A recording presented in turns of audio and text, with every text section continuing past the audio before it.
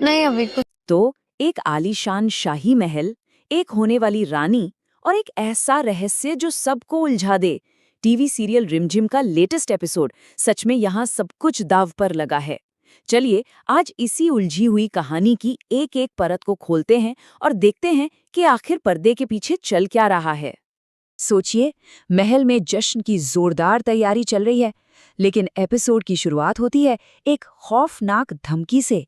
ये कोई छोटी मोटी बात नहीं, बल्कि एक सीधी सीधी चेतावनी है जो इस खास दिन पर एक गहरे अंधेरे का साया डाल देती है। तो कहानी का मंच अब पूरी तरह से तैयार है।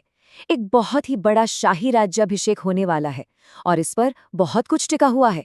लेकिन महल की ऊंची ऊंची दीवारों के अंदर एक अनदेखा खतरा भी मंडरा रहा है। अमायरा के राज तिलक के लिए महल को किसी दुल्हन की तरह सजाया गया है, और ये सिर्फ एक रस्म नहीं है, बल्कि ये शाही परिवार और पूरे के पूरे राज्य के भविष्य के लिए एक बहुत ही निर्णायक पल है। पर यहाँ एक पेच है। ये सब सिर्फ शान शौकत के लिए नहीं हो रहा है। एक पुरानी परंपरा है कि अगर ये समारोह सूर्यास्त से पहले पूरा नहीं हुआ तो राज्य पर कोई बहुत बड़ी मुसीबत आ सकती है, और समय वो तो तेजी से भाग रहा है। और ठीक उसी वक्त जब समारोह बस शुरू ही होने वाला था, कहानी में एक ऐसा धमाकेदार मोड़ आता है जो पूरे महल को अफरा तफरी और एक गहरे गहरे शक में डुबो देता है। और बस राज्याभिषेक अचानक रुक जाता है। क्यों? क्योंकि होने वाली रानी अमायरा अपने कमरे में तैयार होने की बजाय एक सुनसान गलियारे में बेहोश पाई जाती है। और ये कोई मामूली बेहोशी नहीं है। अमायरा को कुछ भी याद नहीं। और सबसे अजीब बात यह है कि ठीक ऐसा ही कुछ पहले भी हो चुका है। ये एक पैटर्न की तरफ इशारा कर रहा है कि महल में कोई छिपा हुआ दुश्मन है जो अपना खेल बड़े ही शातिर तरीके से खेल रहा है।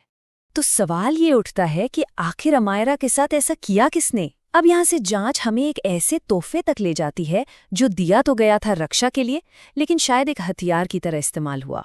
इस पूरे रहस्य के केंद्र में है एक रक्षा पोटली। ये वही पोटली है जो एक गुरु ने रिमझिम को उसकी हिफाजत के लिए दी थी। यहीं आकर रहस्य और भी गहरा हो जाता है। रक्षा के लिए बनाई गई इस पवित्र पोटली के अंदर से कोई मंत्र या जड़ी बूटी नहीं, बल्कि एक मेकअप स्प्रे निकलता है। मतलब ये कैसे हो सकता है? ये एक बहुत बड़ा सुराग है। अब देखिए कि ये पूरी साजिश कितनी चालाकी से बुनी गई। स्प्रे गुरु के हाथों से रिमझिम तक पहुंचता है, फिर किसी तरह अमायरा के कमरे में पहुंचता है और आखिर में अमायरा पर ही इस्तेमाल हो जाता है। इसका सीधा मतलब ये है कि अमायरा की बेहोशी का कनेक्शन गुरु के दिए उस तोहफे से है। तो क्या इसका मतलब ये है कि गुरु ही असली विलन है?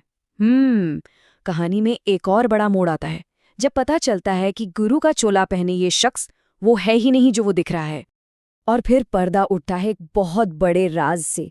ये गुरु कोई और नहीं बल्कि रिमझिम का दोस्त कार्तिक है, जो भेस बदलकर एक खास मकसद से महल में दाखिल हुआ है।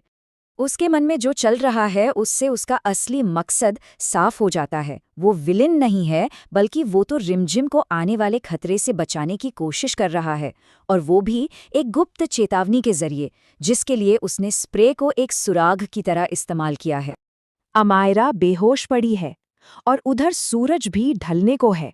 अब सिर्फ समारोह ही नहीं, बल्कि रानी के तौर पर अमायरा का पूरा भविष्य दांव पर लग गया है। और आखिर में हमलावर अपने इरादे में कामयाब हो जाता है। अमायरा रास्ते से हट जाती है, समारोह रुक जाता है और राज्याभिषेक को रोकने का जो उनका मकसद था वो पूरा हो जाता है। एपिसोड यहीं खत्म हो जाता है, लेकिन जवाबों के साथ नहीं, बल्कि और भी ज्यादा गहरे सवालों के साथ। ये एक ऐसा मोड़ है जो ना सिर्फ कहानी के किरदारों को बल्कि देखने वालों को भी उलझन में डाल देता है। और अब हमारे सामने कई बड़े सवाल खड़े हो जाते हैं। असली विलेन आखिर है कौन? असली गुरु कहाँ है?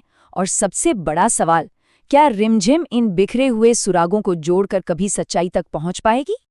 ये एपिसोड हमें एक आखिरी सवाल के साथ छोड़ जाता है कि एक ऐसे महल में जहां दोस्त और दुश्मन के बीच की लकीर खतरनाक हद तक धुंधली हो चुकी है, वहां सच में किस पर भरोसा किया जा सकता है? ये रहस्य अभी खुलने से बहुत दूर है।